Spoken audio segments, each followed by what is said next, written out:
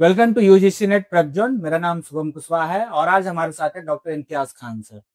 Doctor Imtiaz Khan sir ने सहारिया जनजाति पर पीएचडी किया हुआ है। इसके साथ आपने एथनोग्राफिक स्टडी, पार्टिसिपेटरी ऑब्जर्वेशन किया है।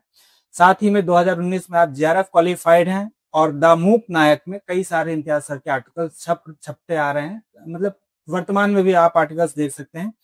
वर्तमान में इम्तियाज सर केजीएस इंस्टीट्यूट में sociology UGC net assistant professor and optional पढ़ाते हैं। साथ ही द लिशम यूट्यूब चैनल के फाउंडर हैं। आज हम इम्तियाज सर से जानेंगे कि हमें पीएचडी स्टार्ट करने से के साथ हमारे सामने क्या क्या समस्याएं आती हैं, या हमें टॉपिक कैसे सेलेक्ट करना चाहिए, या स्नॉप्सिस कैसे प्रिपेयर करना है। इन सारी बातों के बारे में आज हम इम्तियाज सर से जानकारी करेंगे। तो स्वागत है सर आपका। नमस्कार। पहला सवाल जो मैं पूछना चाहूंगा कि सहारिया जनजाति में स्टडी करने के लिए, पीएचडी करने के लिए आपने कैसे सोचा? देखो, कोई भी अगर विषय का चुनाव जो होता है जी, या मैंने सहरिया जनजाति विषय का ही चुनाव किया, जी, तो शोध हमेशा अपने आसपास की समस्याओं पर होती है। जी, और सहरिया जनजाति हमारी, जो मैं बुंदेलखंड क्षेत्र से निवासी हूँ, वहां पर जी, जो पाई जाती है वो, तो मैंने देखा कि ये कम्युनिटी ऐसी भी है जो पिछड़ी हुई है। जी, पर थोड़ा सा शोध कार्य किया, उसमें थोड़ा सा रिसर्च किया, तो देखा कि यह विश्व की सबसे बड़ी तिब्बती जनजाति है। जी, तो एक इंटरेस्ट बढ़ा और देखा कि इस जनजाति में पिछड़ेपन के कारण क्या है। जी, तो इस फिर मैंने विषय के रूप में चुनाव किया और उस पर शोध कार्य किया। जी। मुझे लगता है कि अभी अभी दिसंबर में हमारा यूजीसी नेट पे एग्जाम होने वाला है। आप अगर हमारे विद्यार्थियों को कुछ स्ट्रेटेजी बताना चाहें, मैं इसमें एक महीने की स्ट्रेटेजी नहीं पूछूंगा। मैं आपसे पूछूंगा कि जो व्यक्ति शुरू कर रहे हैं, जो विद्यार्थी अभी शुरू कर रहा है सोशियोलॉजी पढ़ना, उसको यूजीसी नेट की तैयारी कैसे करना चाहिए? देखो, मैं एक शिक्षक होने के नाते यही बता सकता हूँ, जो बिल्कुल नए छात्र हैं, बिगिनर्स हैं और जो पहले से तैयारी कर रहे हैं। जी, आपको सिलेबस जो होता है, जी, हर एग्जाम का अपना एक सिलेबस होता है।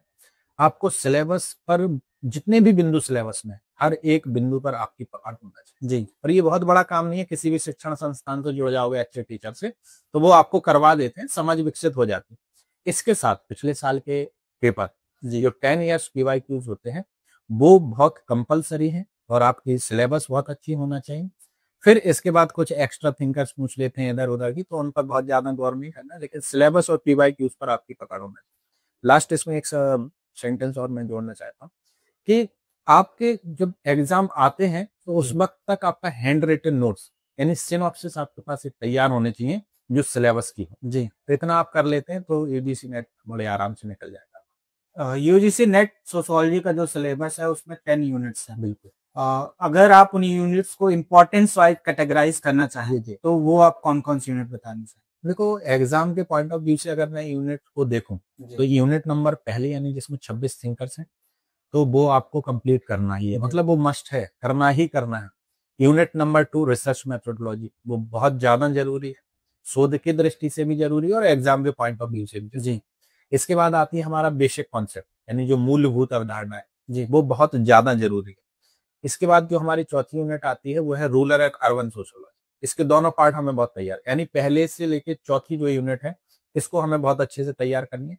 फिर आती है यूनिट नंबर 8, जो फैमिली मैरिज एंड प्रिंसिप और इसके डायनामिक जितने भी पक्ष हैं वो शामिल किए गए, तो वो तैयार कीजिए। जी, 5 और छठवीं यूनिट जो हम रखेंगे, वो यूनिट नंबर 10 है। यहाँ पर मैं छात्रों को एक बात एक्स्ट्रा बताना चाहता हूँ। जैसे अपने सिलेबस में कार्ल मार्क्स दिया है जी, या दुर्खिम दिया है, जी, तो कार्ल मार्क्स और दुर्खिम पढ़ के छोड़ देना नहीं। जी, कार्ल मार्क्स किससे प्रभावित थे? जैसे कार्ल मार्क्स पर प्रोदो का प्रभाव था, जी, कार्ल मार्क्स पे हीगल का प्रभाव। तो कार्ल मार्क्स लिखा जरूर है, लेकिन कार्ल मार्क्स पर प्रभाव क्या था, तो आपको वो भी तैयार करना है, यानी प्रोदो और हीगल भी तैयार करना है, जी, फिर कार्ल मार्क्स तैयार करना है। कार्ल मार्क्स के विचारों में संशोधन किसने की, तो अब आपकी एक लंबी श्रृंखला चालू हो जाएगी। कोजर आ जाएंगे, कॉलिंस आ जाएंगे, डेरेनडार्फ आ जाएंगे, हैबरमास आ जाएंगे, मार्किज आ जाएंगे।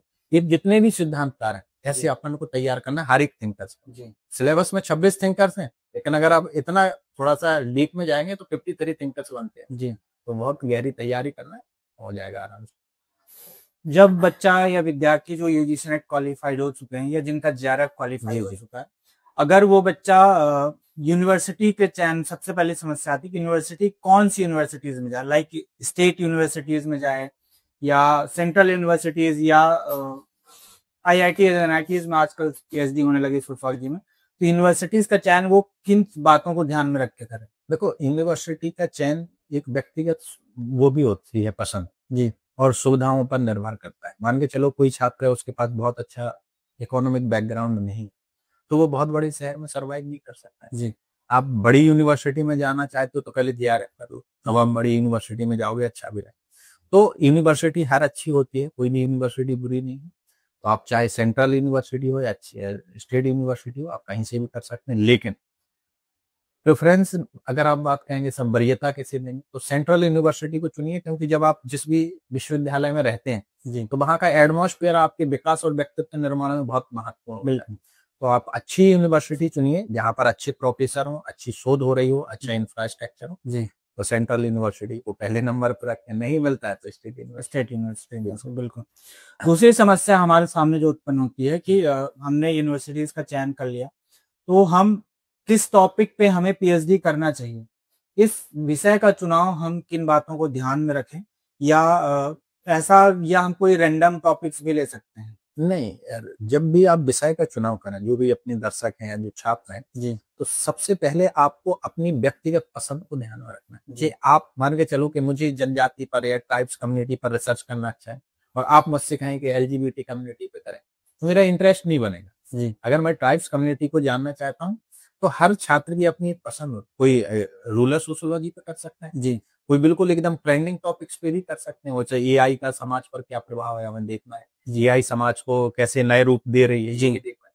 तो ये व्यक्तिगत पसंद है। लेकिन जब आप कह रहे हैं, आपने क्वेश्चन पूछा कि आप विषय का चुनाव करते वक्त किन चीजों का ध्यान रखें, जब भी हम विषय का चुनाव करें तो हमें देखना चाहिए कि उस पर पहले शोध हुआ है कि नहीं हुआ है। जी बिल्कुल नए टॉपिक लेने से बचें, जी क्योंकि अगर पहले कोई शोध हो चुकी है तो अपने पास एक रिव्यू ऑफ लिटरेचर होता है, ताकि हमें एक मार्ग मिल जाता है और उसके बाद हमें शोध करना है। जी शोध का मतलब ये शुभम जी बिल्कुल नहीं है कि हमें बिल्कुल नया टॉपिक। रिसर्च का मतलब ही है कि जो पहले रिसर्च हो चुका है उसको असत्य सिद्ध करो और फिर सत्य की तरफ बढ़ो। जी तो ये रिसर्च का मुख्य चीज है, और बाकी आप नए टॉपिक भी ले सकते जी बहुत बढ़िया। हमें इम्तियाज सर ने बताया कि हमें टॉपिक्स किन किन बातों को ध्यान में रख के सेलेक्ट करना है। आप अब आपको उसमें व्यक्तिगत रुचि हैं। व्यक्तिगत रुचि या आपके सुविधा अनुसार भी आप टॉपिक ले सकते हो।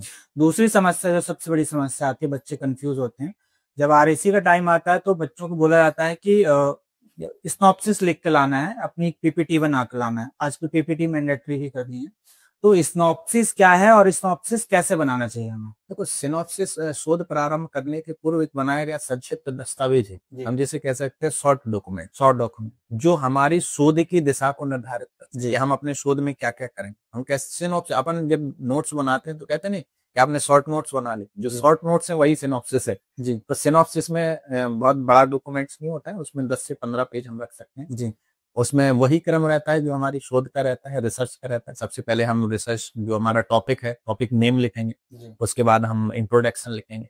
इंट्रोडक्शन के बाद अपना बताएंगे क्या हमारी हाइपोथेसिस है। जी तो हाइपोथेसिस, और यहाँ पर मैं थोड़ा सा बताना चाहता हूँ कि हाइपोथेसिस जब भी आप बनाए जी तो बहुत ज्यादा हाइपोथेसिस का चयन नहीं करना है। हाइपोथेसिस छोटी होना चाहिए, स्पष्ट होना चाहिए, और 2 से अधिक वेरिएबल्स नहीं होना, जी बिल्कुल क्लियर। और हाइपोथेसिस ऐसी हो जिसे आप सत्य सिद्ध कर भी सकते हो या सत्य सिद्ध नहीं भी कर सकते हो। जी तो हाइपोथेसिस बनाते समय थोड़ी सी हमें ध्यान रखना है, और कोशिश करें कि हाइपोथेसिस आपकी सिनॉप्सिस में शामिल हो। 2 या 3 थीसिस हाइपोथेसिस, इससे ज्यादा। इसके बाद ऑब्जेक्टिव हमारे मस्ट हैं, होना ही चाहिए। जी ऑब्जेक्टिव बहुत बड़े ना हो, जी ऑब्जेक्टिव छोटे हों, स्पष्ट भाषा में हो, साफ हो। जी इसके बाद हम मेथोडोलॉजी लिखेंगे कि क्या हमें मेथोडोलॉजी उसमें शामिल कर रहे हैं, प्राथमिक डेटा, सेकेंडरी डेटा, जो भी है। और फिर उसके बाद हम अपना चैप्टराइजेशन करते हैं कि हमारे चैप्टर किस क्रम में रहेंगे। और उसके बाद हम जो भी हमने उसको जब सिनॉप्सिस बना रहे हैं तो कुछ ग्रंथ पढ़े होंगे, कुछ रिसर्च हुआ, तो बिब्लियोग्राफी हम लिखते हैं, रेफरेंस। और उसके बाद एक्सपेक्टेड आउटकम आप उसके पहले भी लिख सकते हैं, अगर यूनिवर्सिटी ने मांगा है तो। नहीं मांगा है तो अपना सिनॉप्सिस ऐसे तैयार हो जाता है। ये आपने डॉक्यूमेंट के बारे में मुझे बताया। हम आजकल पीपीटी भी मांगने लगे हैं, तो उस पीपीटी का क्या महत्व होता है? तो पीपीटी, अब जो भी बहुत अपडेट समाज की तरफ जा रहे हैं, मतलब ये नॉलेज बेस्ड सोसाइटी है, तो जब भी आप शोध करना चाहते हो तो वहां पर जो भी यूनिवर्सिटी होती है वो देखना चाहते हैं कि आपको अपने विषय के प्रति कितनी रुचि है। आप बहुत अच्छे से प्रेजेंट कर रहे हो अपने विषय को, इसका मतलब है कि आप इंटरेस्टेड हो। और आप बिल्कुल एकदम कर ही नहीं पा रहे हो, पीपीटी भी आपने ऐसी बनाई है। तो पीपीटी कुछ नहीं है, सिनॉप्सिस का ही प्रदर्शित एक रूप है, यानी जिसमें हम सिनॉप्सिस बता रहे हैं। पीपीटी में आप क्या बताओगे? इंट्रोडक्शन, हाइपोथेसिस बताओगे, ऑब्जेक्टिव, मेथोडोलॉजी, एक्सपेक्टेड आउटकम, यही सब शामिल कर। तो वही सिनॉप्सिस होता है। और पीपीटी भी बहुत साफ बनाए और पीपीटी पर आपकी पकड़ बहुत अच्छी हो, मतलब पहले से हम उसको पढ़े हुए हैं, पढ़े हुए हो, समझ हो आप में उस विषय की, तभी आप उस विषय का चुनाव करें। क्योंकि अब एक समय था जब यूजीसी नेट बच्चे नहीं मिल रहे थे, अब बहुत बच्चे यूजीसी नेट है, कंपटीशन बढ़ रहा है, तो थोड़ी सावधानी बरतें, अपनी स्वयं की रुचि को देखें विषय को। बेसिकली पीपीटी के माध्यम से वो हमारी प्रेजेंटेशन स्किल्स भी देते हैं, बिल्कुल बिल्कुल, और विषय पे पकड़ है या हमारी रुचि है ये रिसर्च मेथोडोलॉजी जो हमारी यूनिट 2 है जो हमारे सिलेबस में, उसमें बहुत भारी भरकम वर्ड्स मिलते हैं, जैसे कि आपने अभी हाइपोथेसिस से आप यहाँ बताया। तो जब हम पढ़ते हैं या डाटा कलेक्शन करना है, जब हमें उस रिसर्च मेथोडोलॉजी को हमें उसको देखना है कि प्रैक्टिकली हम उसको कैसे इम्प्लीमेंट, व्यवहारिक स्वरूप देखना है, तो वो हमें पीएचडी में कैसे देखने को मिलती है और कहाँ कहाँ इसका यूज होता है। देखो समाजशास्त्र की पीएचडी की मैं यहाँ पर बात करूँ, मैं समाजशास्त्र ही पढ़ाता हूँ, सही मैंने पीएचडी की, तो समाजशास्त्र में रिसर्च मेथोडोलॉजी बहुत अच्छी तरीके से प्रयोग होती है। इसीलिए हम लोग कहते हैं कि सोशियोलॉजी एज साइंस है, क्योंकि हम बहुत ही क्रमबद्ध तरीके से अध्ययन करते हैं। तो जितने भी आप सिद्धांत पढ़ते हैं, चाहे वो फंडामेंटल रिसर्च हो, कुछ भी हो, यानी XYZ, वो हर एक चीज जो आपने पढ़ी है पीएचडी के दौरान काम आने वाली। जी, प्रश्नावली क्या होती है, अनुसूची क्या होती है, सैंपलिंग क्या होती है, सैंपलिंग साइज क्या है, मतलब समग्र सैंपलिंग क्या है, सैंपलिंग के मेथड्स क्या है, हाइपोथेसिस क्या है, ऑब्जेक्ट, हर एक चीज आपके सिनॉप्सिस में ही दिखना चालू हो जाएगी। और जब आप डेटा कलेक्शन करने जाओगे तो इनके व्यवहारिक स्वरूप को समझ जाओगे। जी, तो वो मतलब आप भले ही कह रहे हो कि वो बहुत ही सैद्धांतिक रूप से भारी भरकम लगती है, अगर आपको साइकिल चलाना हम किताब में पढ़ाएं तो भारी भरकम ही लगेगा, लेकिन चला के सिखाएं तो बहुत आसान हो जाएगा। जी, तो ऐसा ही रिसर्च मेथोडोलॉजी, जब हम पढ़ते हैं तो भारी भरकम शब्द लगते हैं, और जब हम उसका प्रयोग करते हैं तो लगता है कि ये सब आसान चीजें हो जाती हैं। जी, आपने सहारिया जनजाति पे अध्ययन किया, आपने पार्टिसिपेटरी ऑब्जर्वेशन के थ्रू किया। मैं ये जानना चाहता हूँ कि सहारिया जनजाति जब आप अध्ययन कर रहे थे तो उन सहारिया जनजाति का आपके व्यक्तित्व पर क्या प्रभाव पड़ा या आपके जीवन शैली में उनका कुछ बहुत अच्छा क्वेश्चन है स्वयं जी आपका। सहरिया जनजाति जो है, पहले मेरी एक हाइपोथेसिस थी कि ये सांस्कृतिक रूप से कैसे हैं ये, लेकिन जब मैं उनके बीच में गया जी, तो मैं ये मान के चलता हूँ आज की स्थिति में कि सहरिया जनजाति की जो संस्कृति है वो अपने आप में एक समृद्ध संस्कृति को प्रदर्शित करती है, रिच कल्चर है जी, और वो जो संस्कृति है वो बहुत अद्वितीय है, उनकी अपनी प्रथाएं हैं, अपने ट्रेडिशन है। और मैं एक उदाहरण यहाँ पर देना चाहता हूँ, मैं फील्ड पर ही था और वो समय था होली के बाद का समय जी, तो वहां पर मैंने देखा पूरे गांव का संयुक्त भोजन चल रहा है जी, ऐसी व्यवस्था मैं भी गांव का ही ग्रामीण पृष्ठभूमि का, मैंने अपने गांव में कभी नहीं देखा। वहां पर लोग अपने अपने घर से सामान ला रहे हैं खाने बनाने का जी, संयुक्त रूप से बन रहा है, खाना अलग अलग आ रहा है, संयुक्त रूप से बन रहा है, पूरा गाँव एक साथ खा रहा है। तो जो सामुदायिकता की भावना है वो मुझे वहां पर मिली। पहले यहाँ पर मैं एक शब्द जोड़ना चाहता हूँ कि लोग कहते हैं कि जब आप पढ़ लिख जाते हो तो समाज से बहुत ऊपर उठ जाते हो जी, समाज से आप भले ही ऊपर उठ जाओ, पढ़ाई लिखाई का मतलब ये नहीं है कि आप ऊपर उठ रहे हो, जमीनी स्तर को छोड़ दे रहे हो। आप जब किसी भी विषय को बहुत वैज्ञानिक तरीके से सोचने लगते हो जी, और फिर उस दृष्टिकोण को लेकर आप धरातल पर जाते हो, फिर आपको वो चीज बहुत अच्छे से समझ में आती है। तो मैंने पार्टिसिपेटरी ऑब्जर्वेशन में ये देखा कि जो सहरिया जनजाति है उनकी चाहे कोई भी ट्रेडिशन हो तो उसके पीछे एक साइंटिफिक रीजन है, तर्क है। और शहरी जनजाति की जो सबसे बड़ी बात है, अभी 2021 न्यू एजुकेशन पॉलिसी, बिल्कुल, लेकिन सरकार जिस भारतीय ज्ञान परंपरा की अभी बात कर रही है वो भारतीय ज्ञान परंपरा में शहरी जनजाति में देखने को जी, उनकी जो औषधीय ज्ञान परंपरा है वो अद्वितीय है सर, इंडिजीनियस नॉलेज, मतलब बहुत दो चीजें हमें जो बहुत अधिक प्रभावित थी, एक तो उनके यहाँ टेटू ट्रेडिशन था जी, और टेटू ट्रेडिशन जो दीवालों पर आकृतियां बनी है वो उनके शरीर पर भी कुछ महिलाओं का, मैंने इस पर भी एक चैप्टर अपने शोध में जोड़ा है, सेम भाई, और हर प्रतीक का अपना एक अर्थ है जी, तो टेटू ट्रेडिशन वहां पर बहुत रिच कल्चर है। दूसरी सबसे बड़ी वहां पर जो सामुदायिक जो कम्युनिटी फीलिंग थी वो ये टॉनिज का अपन जो सिद्धांत पढ़ते हैं जैमिन साहब के, तो जैमिन साहब हमें वहां पर देखना सामुदायिक फीलिंग बहुत अच्छी थी, स्ट्रॉन्ग थी। और फोक कल्चर के तो वो धनी है, उनकी अपनी वाचिक परंपराएं हैं, उनकी अपनी संस्कृति है, वो अद्वितीय समुदाय है जी, और उनका हमारे व्यक्तित्व पर तो बहुत उस समय के इम्तियाज और आज के इम्तियाज में थोड़ा अंतर है। हम और किसी भी संस्कृति को जब आप देखो तो कल्चरल रिलेटिविज्म के दृष्टिकोण से देखो, हर संस्कृति अपने सापेक्ष में अच्छी होती है, अच्छी बुरी कुछ नहीं होती है, सब संस्कृतियां अच्छी होती हैं जी। जब भी कोई विद्यार्थी समाजशास्त्र पढ़ता है, या जब वो शुरू में पढ़ना शुरू करता है, तो उसके सामने एक सवाल आता है कि हमें सोशियोलॉजी क्यों पढ़ना चाहिए, या ऐसा क्या दे देगी सोशियोलॉजी या समाजशास्त्र से हम ऐसा क्या जान जाएंगे कि हम समाज के लिए कुछ कंट्रीब्यूट कर पाएंगे या नया चीज हम देख पाएंगे। देखो, एक क्वेश्चन अपने यहाँ आता है, क्योंकि मैं सोशियोलॉजी पढ़ाता हूँ, तो उसमें एक क्वेश्चन पीजीटी लेवल में पूछा जाता है कि समाजशास्त्र है, मतलब रोजगार और समाज के समाज आधारित, ऐसे 4 ऑप्शन। तो आप दिमाग में ये तो बिल्कुल वसाल है कि समाजशास्त्र पढ़ने का मतलब ये नहीं है नौकरी मिलना जी। समाजशास्त्र पढ़ने का मतलब ये है कि समाज को आप वैज्ञानिक दृष्टिकोण से देख सकें। अब आपका चश्मा वैज्ञानिक हो गया है, अब समाज को आप एक सावयव और मशीन के रूप में देख रहे हो, और उसमें देखते हो कि समाज विभिन्न अंगों से मिलकर बना हुआ एक समग्र है। जी। समाज का हर अंग अपने प्रकार के द्वारा संपूर्ण व्यवस्था को बनाए रखने में योगदान दे रहा है। यानी अब आप समाज को एक शरीर के रूप में देख रहे हो जी, समाज को एक मशीन के रूप में दे रहे हो, और समाज में ये अंग अपने अपने प्रकार के दौरान काम कर रहे हैं जी। अब जैसे कोई नई टेक्नोलॉजी का दौर है, तो इस टेक्नोलॉजी के दौर में हम देखते हैं कि कितनी भी आविष्कार हो रहा है जी। अब वॉशिंग मशीन, छोटा उदाहरण दे रहे हो, वॉशिंग मशीन बनी या कंप्यूटर बना। अब कंप्यूटर का समाज पर क्या प्रभाव है, राजनीति विज्ञान बता पाएगी? बिल्कुल, हमें समाजशास्त्रीय दृष्टिकोण चाहिए ना, तो वो समाजशास्त्र बताएगा कि कंप्यूटर का समाज पर क्या प्रभाव, समाज का कंप्यूटर पर क्या प्रभाव। इतनी टेक्नोलॉजी आ रही है, इतने नए आविष्कार हो रहे हैं, नए नए सामाजिक, अब लिव इन रिलेशनशिप जैसी नई संस्था, और भी ऐसी कई चीजें आ रही हैं समाज, तो उनका अध्ययन हम किस विषय से करेंगे? समाज से, समाजशास्त्र।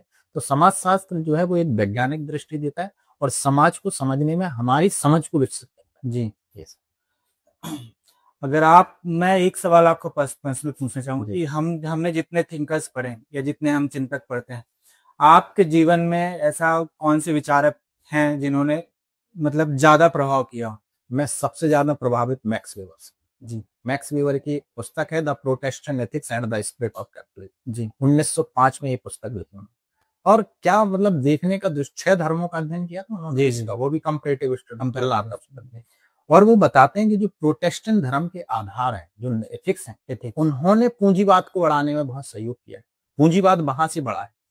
कहते हैं भारत के में जो धर्म है ये पारलौकिकता की बात करता है, लेकिन इस लोक की बात नहीं करता, यही लोक की बात नहीं करता है। और जो प्रोटेस्टेंट धर्म के आधार है, वो कहते हैं जो इस लोक में सफल होगा वही परलोक में सफल होगा जी। तो जिन देशों में प्रोटेस्टेंट धर्म के मानने वाले लोग थे, वहां पूंजीवाद का विकास हुआ है, और जहां पर इस मानने वाले नहीं थे, उन्होंने कहा कि आपको जिस रूप में भगवान ने रख दिया है, अल्लाह ईश्वर ने रख दिया, आप उसी रूप में रहिए, यहाँ दुख सहेंगे तो फिर स्वर्ग और जन्नत में आपको अच्छी है। वहां पूंजीवाद का विकास नहीं हो पाया जी। और ये सिद्धांत बहुत तार्किक लगा मुझे, इसलिए मैं, और बाकी ऐसा कोई भी सिद्धांत का नहीं है। मैं दूसरा सबसे ज्यादा प्रभावित अगर आप पूछेंगे तो मैं कार्ल मैनहीम का नाम जी। कार्ल मैनहीम की एक थ्योरी है ज्ञान और ज्ञान का समाजशास्त्र जी, सोशियोलॉजी ऑफ सोशियोलॉजी। कार्ल मैनहीम कहते हैं कि कोई भी जो ज्ञान है जी, वो शून्य मतलब मनुष्य के मस्तिष्क में पैदा नहीं होता जी। ज्ञान होता है सामाजिक सांस्कृतिक पृष्ठभूमि में, समाज में होता है, समाज में पैदा होता है। कहते हैं कार्ल मार्क्स का विशिष्ट ज्ञान क्यों था, क्योंकि कार्ल मार्क्स के समय की परिस्थितियां ऐसी थी, पूंजीवाद था। दुर्खीम का ऐसा ज्ञान, दुर्खीम के मस्तिष्क में कोई ज्ञान पैदा नहीं हुआ। समाज जैसा होगा ज्ञान वैसा होगा। फिर उनकी और भी थ्योरी है, यूटोपिया एंड आइडियोलॉजी, बहुत अच्छी। और अभी ट्रेंडिंग में एक सिद्धांतकार चल रहे हैं जी, भूमि भाभा, तो बच्चों को सलाह देंगे तो उनको जरूर पढ़िएगा, बहुत अच्छे सिद्धांत जी। एक अंतिम सवाल, बहुत बेसिक, आपके अनुसार अगर आप बताना चाहें कि समाजशास्त्र क्या है? समाजशास्त्र एक विज्ञान है, और ये व्यक्ति को समाज को समझने के लिए वैज्ञानिक दृष्टिकोण। हाल आने वाले समय 1 महीना मेरे ख्याल से यूजीसी नेट एग्जाम के लिए बचा है, अगर आप कुछ हमारे विद्यार्थियों को बोलना चाहें। देखो, छात्रों के लिए मैं क्या ही बोलूं, आजकल एआई का जमाना है जी, कंप्यूटर का जमाना है। परिंदों को नहीं दी जाती तालीम उड़ानों की, वो खुद ही तय करते हैं मंजिल आसमानों की जी। सारे बच्चे समझदार हैं, मैं तो केवल एक थोड़ा सा सहयोग कर रहा हूँ जी। और वो परिंदे हैं, कितनी ऊंचाई तक जाना है उन्हें, कितनी देर तक तैरना है उन्हें, उड़ना है, वो सब खुद तय कर लेते हैं। बहुत समझदार हैं सारे छात्र, तो मेरे तो यही सलाह है। बहुत बढ़िया। तो आई होप आपको इम्तियाज सर से आपके सवालों का जवाब मिला होगा कि हमें पीएचडी से स्टार्ट करने से पहले किन किन बातों को ध्यान रखना है, सिनॉप्सिस कैसे बनाना है, कौन सी यूनिवर्सिटीज हमें चूज करना चाहिए, या एक यूजीसी नेट की स्ट्रेटेजी या हम तैयारी कैसे कर सकते हैं, इन सवालों का आप जवाब मिला होगा। अगर आप इम्तियाज सर से कुछ और सवाल पूछना चाहते हैं तो आप हमारे टेलीग्राम में भी बता सकते हैं, या आप हमारे कमेंट सेक्शन में भी बता सकते हैं। अगर आपको पीएचडी से रिलेटेड कुछ डाउट्स हैं कि पीएचडी में थीसिस लिखने में, पेपर्स लिखने में, अपने आर्टिकल्स अगर आप लिखना चाहते हैं तो भी आप इम्तियाज सर से कॉन्टेक्ट कर सकते हैं। बने रहिए हमारे ईसनेट प्रज्वल के साथ। धन्यवाद। Thank you.